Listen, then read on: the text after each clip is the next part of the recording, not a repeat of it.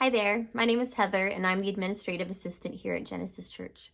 I've been on staff with Pastor Ryan for 4 years, and I like to think that I have a unique vantage point because I get to see the day in and day out of ministry.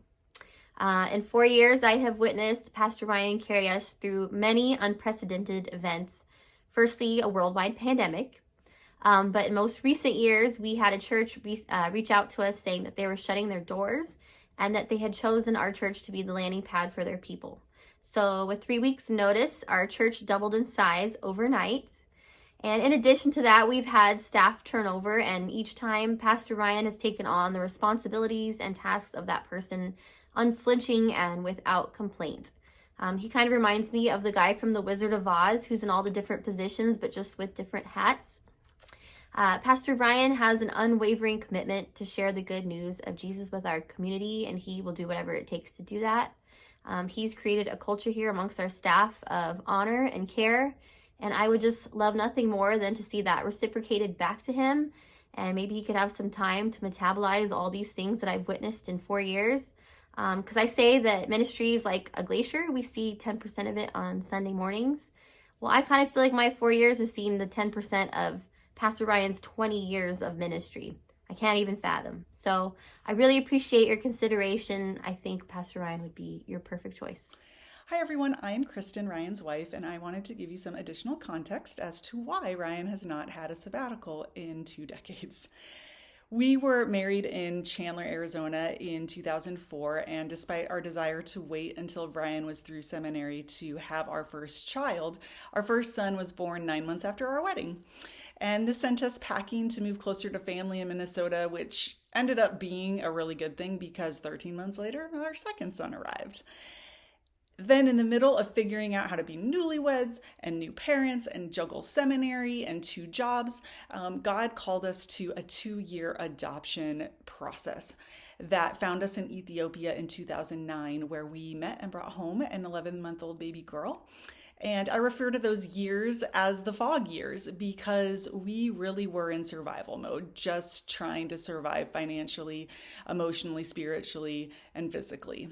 It was a lot, but it was only the beginning because in January 2011, after more than a year of discerning our call to church planting, we left everyone and everything we knew and headed to Las Vegas to start a church with 4 adults, 3 kids, and a golden retriever.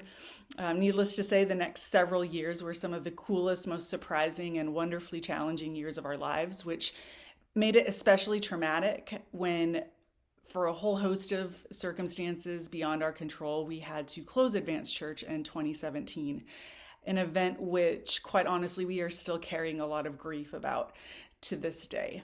And while all of this was going on, we had 3 extremely active elementary school kids to raise, and Ryan was fully present in all of it. He made it a priority to always be home for dinner, to spend hours upon hours a week coaching Little League, to adjust his schedule whenever needed to accommodate my work schedule. He kept our finances organized and our friendship fed and so much more. It was a lot to shoulder, and he did it year after year. Life began to stabilize a bit once we moved back to Arizona in 2017, but then my dad was diagnosed with pancreatic cancer, the pandemic hit, and life in lockdown with 3 teenagers once again took its toll on us financially, emotionally, spiritually, and physically. Through it all, though, Ryan stayed faithful to his call to serve in the local church, and now, 4 years later, we're here navigating an emptying nest and dreaming about what the next 20 years could look like. My hope is that we could both enter this new season with the benefit of extended time away to celebrate and process the last 20 years.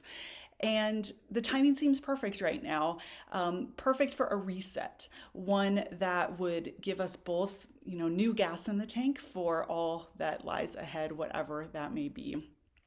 So thank you for offering this opportunity to families like ours and for considering Ryan for this grant.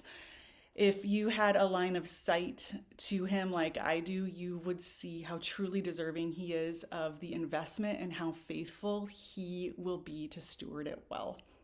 Thank you.